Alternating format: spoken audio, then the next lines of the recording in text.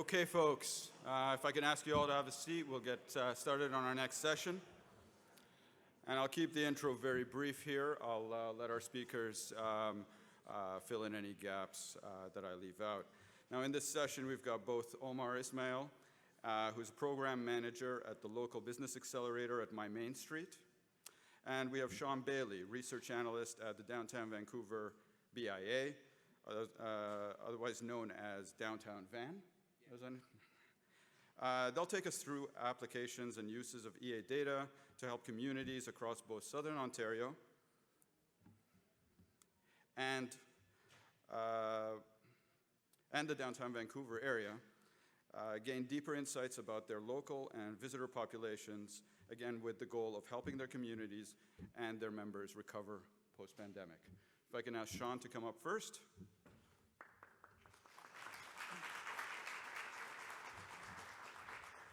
Thank you. Yes, I'm Sean Bailey from Downtown Van, formerly known as the Downtown Vancouver Business Improvement Association, but that was too much of a mouthful, so we did the whole rebrand. That's me. I wore that exact outfit yesterday. So at Downtown Vancouver, if you're not familiar with the BIA, I'm sure many of you are, we see ourselves at Downtown Van as kind of a liaison between policymakers and organizations and businesses and the people of downtown. Typically, a BIA might have a clean team, like we do, keeping the streets clean, removing vandalism, graffiti, whatnot, and ambassadors who are a liaison with the storefront businesses and for us collect a lot of data around what's going on in the streets of downtown Vancouver. And recently we have a new outreach team that is a little bit more hands-on with issues around homelessness and drug addiction and mental health issues. And that's been an important step for us as a downtown. But more on my side and the economic development side, we do a lot of policy advocacy and data collection on generally the economy and the culture of downtown. And obviously, visitors and businesses were hit hard during the pandemic, and we needed to stay on top of that trend. So we needed to get visitor data at a frequent basis. So we went to EA. Actually, my predecessor, James Anderson, went to EA. And who is here, he might have left, I don't know. So he went to EA and we purchased some Mobilescapes data, monthly polls for our 4 main retail districts, Granville, Alberni Street, West Hastings, and Robson. And so we got a good kind of monthly view about like how our visitor data was through the pandemic. And that was really important for us to stay on top of because there was a lot of media attention around the death of downtowns across the world. And when we needed to speak to that, we wanted to be able to speak to it with confidence and have like the real data rather than maybe hearsay around, how downtowns are doing. So again, those monthly Mobilescapes visitor data was really important. But then once we felt comfortable with that, I started asking stupid questions. Lots of stupid questions about this data, and sometimes those stupid questions become good questions. And so I wanted to know a little bit more about like the nature of these visits. Great, like a number and a graph for monthly visits to our retail corridors, that's great. But we kind of want to know, why are people coming downtown and how is that shifting? And a specific question I asked was about, I want to know how many people go to a Canucks game and then visit Granville Street afterwards. And this graph, as great as it is for telling the narrative for visitors downtown on Granville Street through the pandemic, that wasn't giving us that kind of data. So here we can look at Granville Street, and obviously we have that dip in COVID, and a little light rise up, and then a dip down, and then a rise up, and then a dip down, and then a shot back up when everybody's sick of COVID. And they, in 2019, or late 2020, 2021, we reached around the same numbers of unique visitors in some of our retail districts. And that was really important for us. And then in 2022, we hit another bump in the road with Omicron and recovered again. And what we're seeing kind of in the summer of 2022 is another drop. And we associate that with people traveling a lot more. So they're leaving Vancouver and they're not visiting their downtowns because this is really the first year that we can truly travel in the summer. And then also with inflation, people have less money to spend, less money to go out with, dine out with, literally than they did 4 months ago. So we kind of had been seeing that in our mobile data. But back to that question,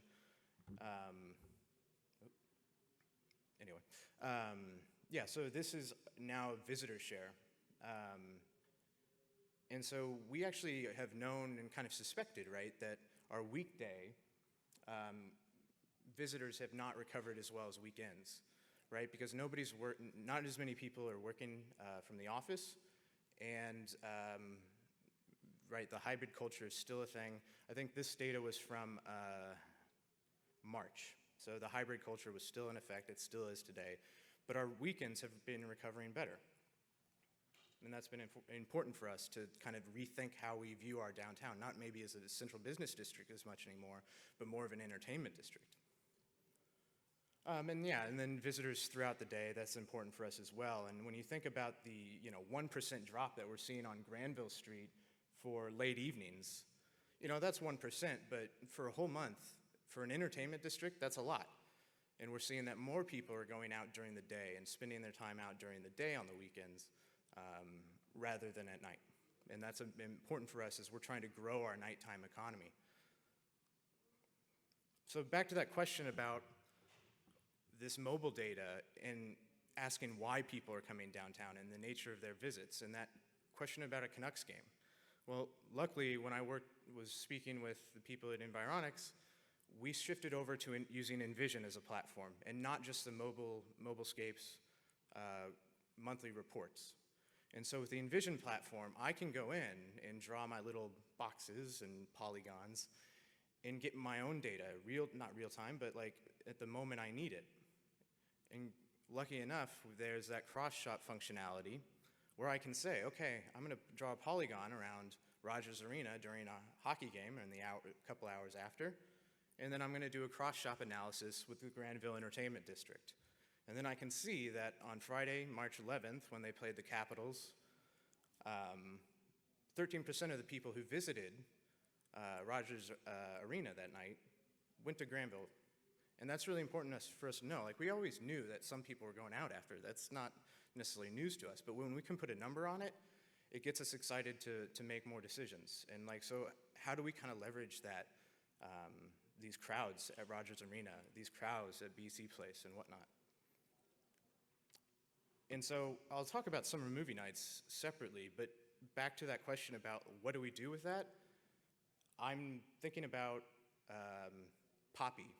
We have summer movie nights, and we have a mascot for summer movie nights outside of the art gallery, and he's a giant bag of popcorn, and everybody loves him.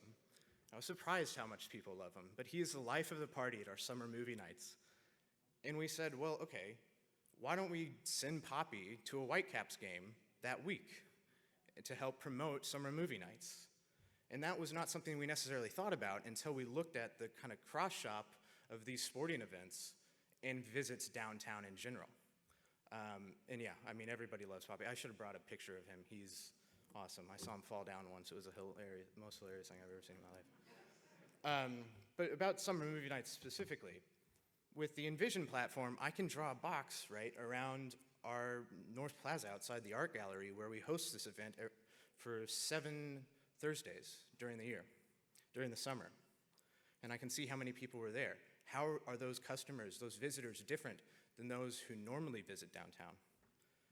And so on this particular Thursday, we had 3,000 people outside of the art gallery watching, I think it was, I forgot the movie, Spider-Man, I think, that second weekend. But the week before, we had 1,200 visitors. That was the first week.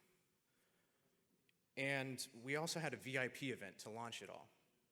And our Marcoms team invited some Vancouver social media influencers to the VIP party, gave them drinks, some nice photo ops, and they posted on their platforms, and they went kind of miniature viral in Vancouver.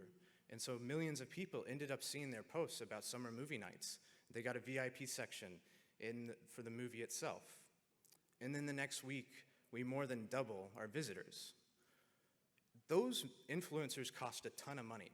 So when our Marcoms team has an answer to all that money they spent on it, we can look back and attribute this doubling to all those posts that were viewed by the people of downtown and saw how great of an event this was and got them downtown. And we also surveyed the visitors to these events as well, and we found that 75% of these visitors in this plaza were more motivated to come downtown as a result of this event. So if we take all of our visitors to the entire 7 weeks of this event, that's a lot of people. And we know roughly right now how much they spend every time they come downtown, so we can put a number on it. And so that helps us with sponsorship and also justifying it on a budget basis for us. Granville Prom is another big event for us, and it is very expensive. You're shutting down Granville Prom. It's a big street party. We got all these vendors that we're bringing in. TransLink is disrupted. It's a whole mess. But the placemaking team wants to go bigger and bigger every year. And we know now that to do that, we need more sponsorship for these events. So the first thing that placemaking does is they come to the economic development team with this data and they say, how many people are coming, right? Who's coming? How are they, is that group of people different than who normally comes downtown? And we can package that together with some of our other data and our survey results and have a really good sponsorship package for people like Cadillac Fairview. When we go to them for a big chunk of change, we can see like, look, these events, these free events add value to downtown and are gonna bring people here more often. And I've kind of mentioned the Prism data as well, knowing who's coming downtown, how it's changing, how our events are bringing new people in. Our goal is to make downtown an inclusive space for everybody and to make everybody feel welcome. And so when we have families coming in that don't normally come downtown to see a movie, and now they're more motivated to come downtown because they know there actually is family-friendly stuff downtown, that's really important to us, and we can see that through Prism. And we can also see through the pandemic how the Prism profiles and things like that have changed. And that's powerful for us internally, just to kind of support what we're doing, but then again, also with sponsorship and communicating to our member businesses that we are worthwhile and that we can help with their help as well to make downtown a really vibrant place, even through a pandemic and after. So yeah, key takeaways, understanding visitor patterns was right from the get-go the important thing for us. We needed to be able to track and be the ones to track how many people are coming downtown so we can answer to all those media requests around, is downtown dying? Are people gonna stay away from downtown from now on? And now we can speak to it with confidence. And tracking foot traffic can really help us plan internally what we're doing. Is Granville Prom actually the right place, or Granville Street the right place to have a street party or a no-car day? Maybe not. But this visitor data is helping us decide future things and make future decisions about our events and our engagement. And then finally, we need to be able to communicate to potential partners that what we're doing is cool and is bringing in people and making people excited about downtown, because that's ultimately what we all want. And just having that Envision platform to access mobilescapes and the Prism data right then and there for kind of one-off insights about certain things has been very important. And now, that's all from me. Come on, visit downtown Vancouver, please. All right, you're next.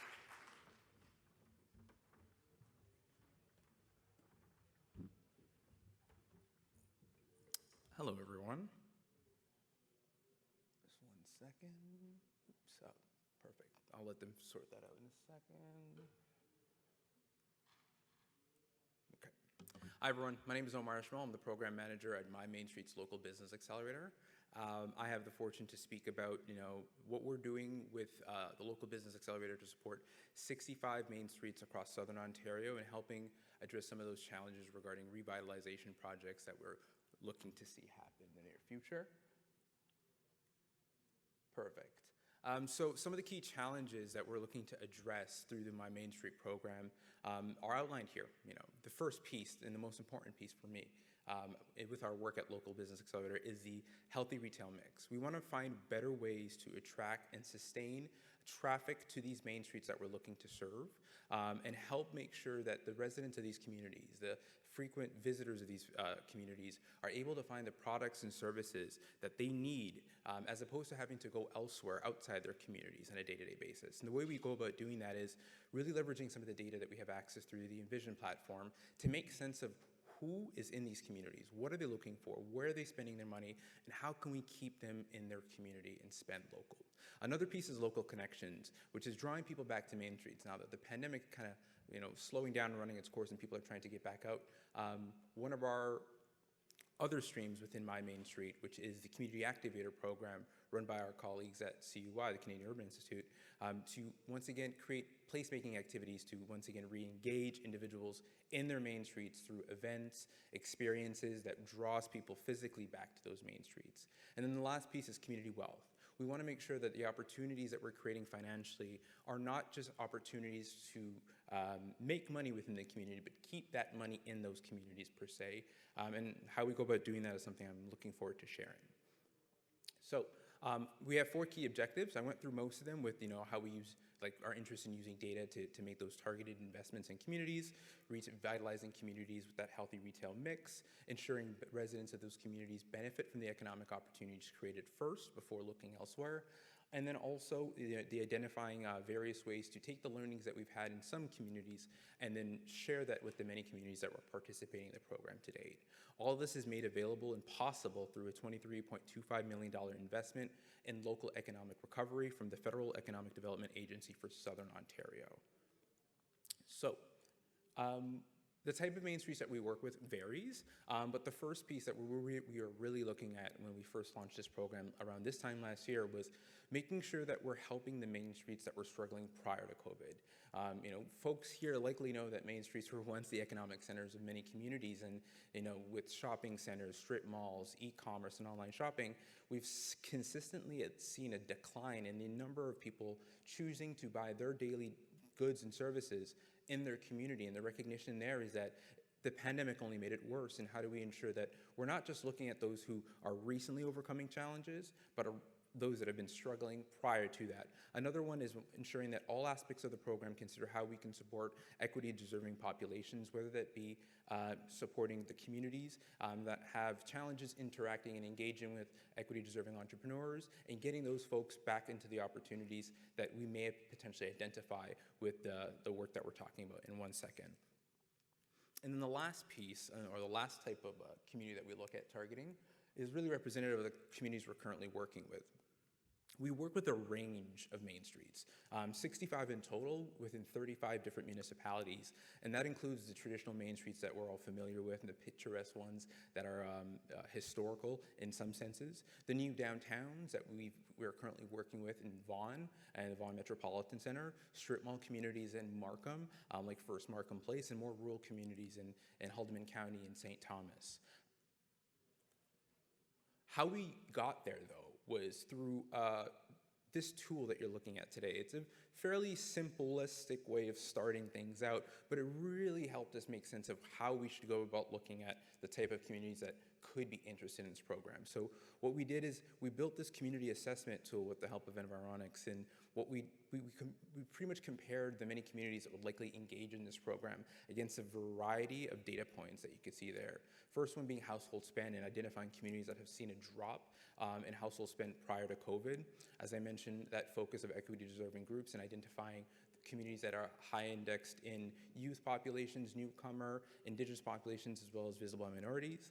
The community context being a big one, individuals' readiness to return to those in-person activities in their main street, labor force participation, shopping frequency and recovery in visitors, and then the economic potential, which is something that our businesses are most interested when participating or engaging in our program, which is, once again, like, the economic potential of a community and neighborhood, including discretionary income, consumer debt, total consumptions of goods and service. This really helped us identify how we can go about making sense of who will likely sign up for this program prior to launching it, but more importantly, finding ways to make sure that the program is making those accommodations and adjustments to ensure that we're focusing on the right type of things when building out the way we leverage data to support those communities as well.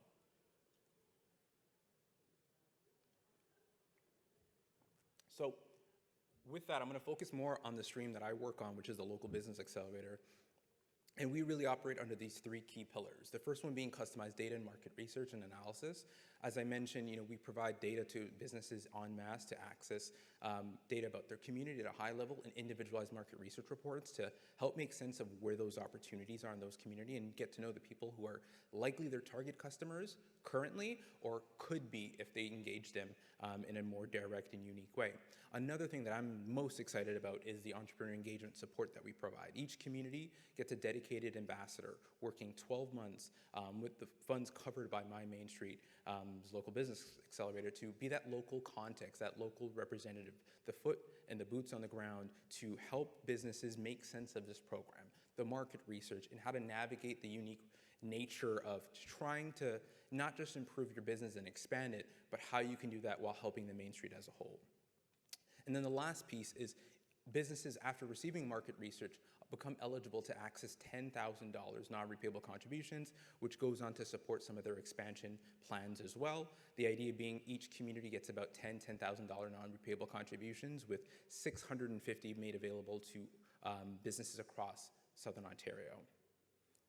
So, as I mentioned, on a high level, the Main Street ambassadors are the people who make sense of the data for the communities that they're working in. Although we do have a market research team that works with Envision to kind of map out how this could work and how we can customize data where possible for individual businesses within individual communities. We do find ways to ensure that we train en masse all 65 so that they can communicate the opportunities and the data and help make sense of how they can make recommendations to improve said businesses.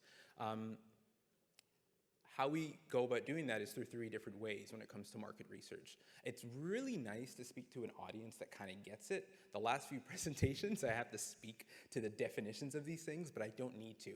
So when I say trade area, you get it. But the fortune for us is that it makes sense it makes it easy to make it make sense for other communities that we work with. So an example here is on the left, there's an image of downtown Stratford, one of the communities that are participating in the program, and that center circle is the actual participating Main Street boundary that we work with businesses within that area. And with that, we support them in those three aspects I shared before, but we also provide community profiles, business inventory and opportunity identification, which in short we call the business opportunity tool, and market research reports. So I'm gonna go through each of those really quickly. The first one being the community profile. Once again, very nice not to have to speak to this in detail. High level, you guys get most of it. But the value here is that this is often something that is an added tool set that makes it easier for not just the business to know who that community is, not just existing businesses, but prospective businesses looking to come into those communities to help fill those gaps. And the exciting part for this is that we have an intention and a commitment to serve not just the existing businesses, because it's not always that an expansion can solve the problem of filling those opportunities within a community, but looking for net new businesses who could come into that community to ensure that the money that's being spent is actually representative of the needs of that community, so they're not having to leave. So once again, it also helps the local BIAs that we work with, ECDEV corporations that we work with across the board. But the one thing that really helps us make use of that data, and the data I'm going to speak to in a second, is this business opportunity tool. What we do here is that we have each ambassador at the beginning of their engagement in the program to start by making a detailed inventory of all the businesses in their community and list out the specific categories that each business or industry that business represents. This allows us to compare that to household expenditure data to better understand how many people are spending X amount of dollars in that community on these type of businesses. But the more exciting part, it lets us also know how much retail leakage there is, how much money is being spent outside those communities. And we are then able to work with those local communities, those ambassadors, to say, hey, if this is where people are spending their money and there's none in that community, let's start using that market research, let's start using that money to make sure that that money can potentially stay in that community instead. So that's when that $10,000 non-repealable contribution comes into play, where we help new businesses or previous businesses or existing businesses expand and help fill those gaps. So, one of the examples we like to use here is a greengrocer and grocery store, but there's a wide variety of gaps that we need to fill based on the communities we're working with. We also provide individualized market research reports to businesses participating in the program, so anyone within those eligible boundaries can access a market research report free of charge from My Main Street. And the way we go about doing this is looking at the business industry and the community that they're in and trying to wrap our heads around who those target groups would be looking to service or purchase services or goods from that particular business. Now, once we're able to identify those target groups and cluster them in relevant Prism segments and such, we're able to export and pull out as much data to compile a market research report for these businesses that not only is representative of the tons of valuable data that we have access through Envision, but also we provide insights and analysis to help businesses try to come to conclusions on how they can use this market research for themselves, which is super, super helpful because that is also the core process that leads us to identifying how we select those for funding. An example of one of those analysis that we would provide is that here's an example of a business in Peel region that's in the health and wellness space. Can't be too specific out of respect for the business, but one of the unique insights that we came to when we're just looking at one of the many data sets that are available to a business in these market research reports is these strong values. On the left, you see social values for the target customer of that business, and on the right, you see social values for everyone in that trade area, that 15-minute walking radius. And you can see on the left, there is a high skepticism towards advertising for people who actually are the target customers for that business. But in that actual community, that trade area, there is confidence in advertising, which you can see closer to the bottom as well, which is obviously very counter, it's conflicting concepts, but for the businesses, it's important for them to understand that how you engage and target and reach out to your customers may differ dependent upon the entire community as a whole, and we allow them to just re-pivot or reconsider and pivot how they're really marketing and advertising for those folks and finding ways to make it work for them. But the cool thing is it's just one of many, many, many opportunities that we are able to flag for businesses en masse, considering that this is just one example of many that we provide in our market research reports. To date, we've served 829. Actually, that's not to date, that's as of last Wednesday. But as of last Wednesday, we provided 829 market research reports to businesses across Southern Ontario. That's those 65 communities we're working with. It's not a shock that the overwhelming majority is businesses in the categories of restaurant and bars and retail stores. But the fun thing, once again, is that identifying where there are those those communities that may not have access to these things en masse in specific types of restaurants and bars, specific types of restaurant and stores, and making that additional analysis to make sure that we're not missing out on the opportunity to provide more specific retail services and restaurant services as well. So what we do with those market research reports after we deliver them to businesses is that some become eligible, will all become eligible for funding, but some take us up on that offer to access said funding, dependent upon their business expansion plans that they submit. An example here is Bike Tours Ottawa. One of the many conclusions that we came through that market research was that their target customers were very much excited by loyalty programs, and that's not something she was particularly comfortable with when it came to managing a retail business. But we kind of took that risk away with that market research, helping inform that suggestion, helping inform how to make it work, but more importantly, providing the funding to make that work as well. Bike Tours Ottawa recently launched a new Flex Pass to engage current and new customers alike, giving them a wide variety of different ways to access those bike rentals throughout the season for one low price. So it was a fun example because we didn't see an easy way to make it work for them, and considering the challenge that many businesses in Ottawa are facing with the as my colleague here Sean said, like that downturn during the weekday hours, trying to find ways to really leverage and highlight people coming back to those main streets during the weekends was incredibly important. Another piece is another example of Smiths Falls-based business, Pearl's Gem.